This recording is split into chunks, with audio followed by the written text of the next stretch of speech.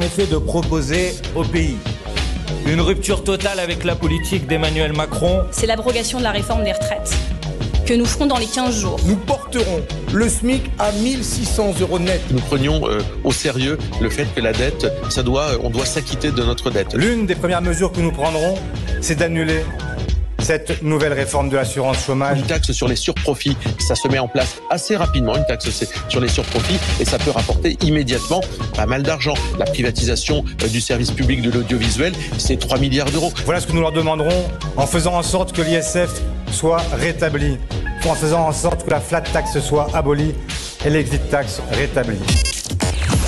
Et donc, le pouvoir d'achat qui demeure la principale préoccupation des Français selon un récent sondage IFOP Fiducial. La santé reste une priorité majeure aussi. Viennent ensuite l'éducation à 68%, la lutte contre la délinquance 64%, l'environnement à 56% et enfin 49% des sondés mentionnent aussi la lutte contre l'immigration clandestine. Alors parlons vrai, quel sera le thème le plus fort de la campagne des législatives? Quel est celui qui vous paraît oublié par les sondés et dont vous voudriez parler? Appelez-nous d'ailleurs au 0826 300 300. Et quelle est pour vous la priorité de la campagne législative? Vous dites à 1% l'environnement, à 26% le pouvoir d'achat, à 3% la santé et à 70% l'immigration. Et j'ai envie de vous poser une question, vous, en tant que citoyen. Quel est, Philippe Bilger, René Chiche et Bernard Cohen-Haddad, finalement, la priorité pour vous, c'est quoi aujourd'hui ? Mais moi, précisément, mes chers animateurs, je trouve que le sondage est très intéressant. Je dirais que c'est le pouvoir d'achat et l'immigration. Et ce qui me touche d'ailleurs, ça va être les deux moments clés de la campagne que mènera le Rassemblement national.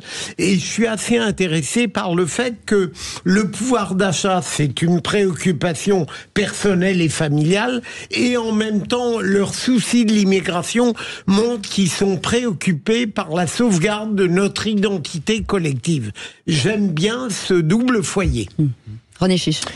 Alors moi, si on me pose la question, pour moi, la priorité, ça doit être le pouvoir d'achat. Parce que d'ailleurs, quand on discute avec les gens, d'ailleurs, c'est ça qui les concerne en priorité. Ça ne veut pas dire qu'ils ne sont pas concernés par l'immigration ou la sécurité, bien sûr. Bon, l'environnement, n'en parlons pas. Alors, moi, je connais très peu de gens qui sont intéressés par les problèmes d'environnement. C'est malheureux à dire, mais je ne connais pas. Mais le pouvoir d'achat, c'est un vrai problème aujourd'hui.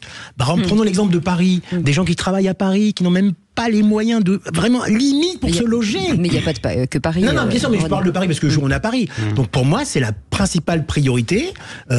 Alors l'augmentation des salaires, alors là, c'est un autre problème. Parce qu'on nous parle d'une conférence éventuellement sur les salariales. Oui. Mais le problème, c'est qu'il ne faut pas oublier que les patrons, ils ne peuvent pas obéir comme ça.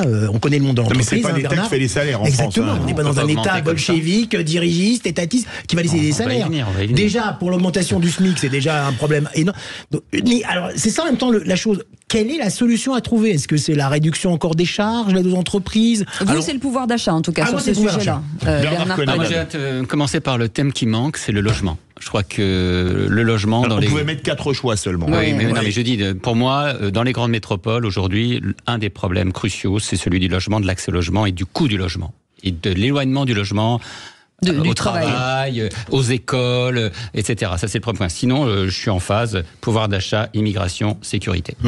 Est-ce qu'il n'y a pas quand même une question qui se pose, le fait que le pouvoir d'achat soit toujours élevé, c'est que les Français, les classes moyennes et populaires en général, s'appauvrissent année après année, Philippe Bilger.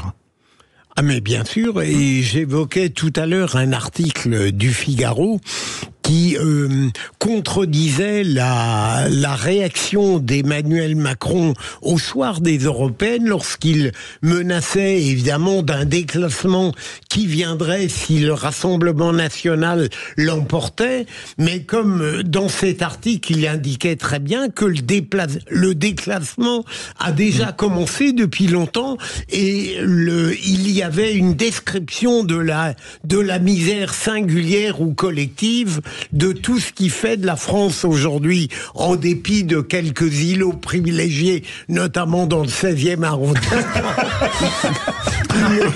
Ou le 7e, Philippe. Une France un petit peu vraiment en état d'élitement et parfois même de détresse. Tout à fait. Moi, je suis entièrement d'accord avec vous, Philippe.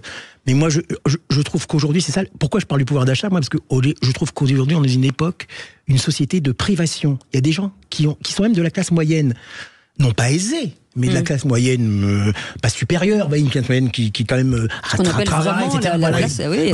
Mais moi, je connais des gens qui ont quand même des revenus, du travail, etc., mais qui se privent de choses, qui se privent de vacances, qui se privent de culture, qui se privent même de faire les courses dans les supermarchés. Ils se privent. On est dans une époque donc c'est pour ça que le pouvoir d'achat, je pense vraiment que c'est la principale préoccupation des gens aujourd'hui. Je sais pas si vous discutez comme moi avec plein de gens, que ce soit des gens de tous les niveaux. Hein. Mais nous, on le vit aussi. On est toujours Non, mais moi aussi sur le pouvoir d'achat, on était l'autre fois ici, on parlait des pharmaciens, vous vous souvenez, des professions libérales, des commerçants, des artisans, de tous ceux aussi qui sont des indépendants, y compris étaient des gens aisés à l'époque, qui vivaient bien en tous les cas, qui vivaient bien, y compris de ceux qui font du spectacle, des créateurs, des créatifs. On s'aperçoit aujourd'hui que le 20-25 du mois, il n'y a plus rien, si ce n'est des charges, des dettes, et tout le monde n'achète pas des téléphones portables ou des Ferrari, ma chère Cécile. Donc on est bien là-dessus. Non, mais il faut le reconnaître. Et ils ne vont pas tous les week-ends au Cap d'Agde. Mais sur l'entrepreneuriat, avec vous, Bernard Cohen-Haddad, est-ce qu'aujourd'hui on n'incite pas assez ? Est-ce qu'on l'entrepreneur est toujours un peu mal vu, le patron est toujours un peu mal vu, alors qu'il y a beaucoup de gens qui aujourd'hui aimeraient sortir du salariat et monter son entreprise, mais c'est tellement compliqué en fait. Oui. Tellement compliqué. Oui, et aujourd'hui on a aussi ce qu'on appelle les bullshit jobs, c'est-à-dire qu'on a des jobs où on est indépendant et on est mal payé. C'est ça la difficulté. On a une ubérisation du monde du travail. La baisse du salariat, avec l'auto-entrepreneuriat, etc. Avec un nouvel esclavage au travail, les gens font beaucoup d'heures et puis aussi on a des entrepreneurs qui ne s'en sortent pas et pourtant qui font du beau travail. Mais alors ceux qui veulent sortir du salariat, qui veulent devenir indépendants, vous le savez Bernard, le taux des charges est tellement élevé que certains n'arrivent même plus à subvenir à leurs besoins. Et pourquoi c'est la priorité, le pouvoir d'achat ? On le voit dans le programme du Rassemblement National ou du Front Populaire, c'est leur principal. C'est ça la première chose dont ils parlent. Le SMIC, les salaires, le logement, comme disait Bernard. Actuellement, ils parlent pas tellement d'immigration, de sécurité, de Gaza, de l'environnement. Ils parlent du pouvoir d'achat parce que c'est ça les gens. Mais quand on voit l'environnement qui est à 1%, on a regardé en préparant une émission automobilière, les écologistes se sont effondrés en Allemagne aux européennes, se sont effondrés en France. Est-ce que c'est pas la question qui se pose, que les gens ils pensent à ce qu'ils ont dans l'assiette et qu'ils se disent finalement nous on pollue pas tant que ça, on nous fatigue un peu avec l'environnement. D'ailleurs on pollue, si j'ai bien saisi, pour 1%. En France c'est moins d'1% des émissions de gaz à effet de serre. Non mais vous avez raison. Oui, mais aussi Philippe, on pollue beaucoup moins qu'avant et tout le monde a conscience aussi de faire du vert, du green, etc., de l'économie circulaire. Donc l'intégration du vert, il est quand même dans les pensées, dans les mentalités. C'est vraiment extrêmement faible. Non mais comme on dit, la vraie vie des gens, c'est pas l'environnement. C'est ce qu'ils mangent, c'est où ils vont se loger, c'est le coût de leur transport, c'est ça la vraie vie. C'est pas l'environnement. L'environnement, bien sûr que c'est un sujet important. C'est pas avoir peur en rentrant chez soi le soir de se faire agresser. Bien sûr, ça aussi. Bien sûr que c'est un sujet important, l'environnement. Mais c'est un sujet quand même qui a été extrêmement développé dans certains médias. Oui, mais c'est lié à l'alimentaire quand même, parce que malheureusement il y a plein de gens qui ne peuvent pas acheter des fruits de saison, de la viande, du poisson. Ça devient hallucinant. Exactement. La privation. Beaucoup de gens se privent même de viande et de poisson. Mais moi, il y a plein de choses que j'ai arrêtées dans mon quotidien, bien sûr. J'ai arrêté d'aller au Cap d'Agde tous les week-ends. Oh, celui-là, c'est pas possible. Un peu de détente. Mais il pense qu'à ça. Mais d'ailleurs, vous manquez beaucoup à Philippe Bilger.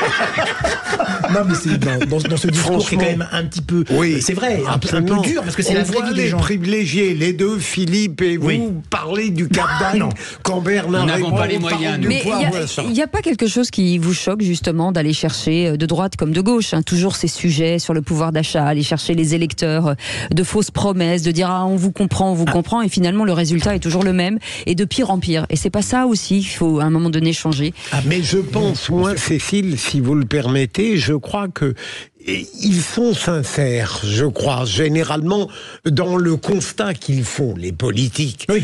Mais alors, sauf que sur le terrain, il ne se passe pas grand-chose, en fait. Non, mais bien sûr. Et c'est de pire en pire d'année en année. Oui, mais en même temps, la politique, ça n'est pas faire ce qu'on veut, c'est faire ce qu'on peut.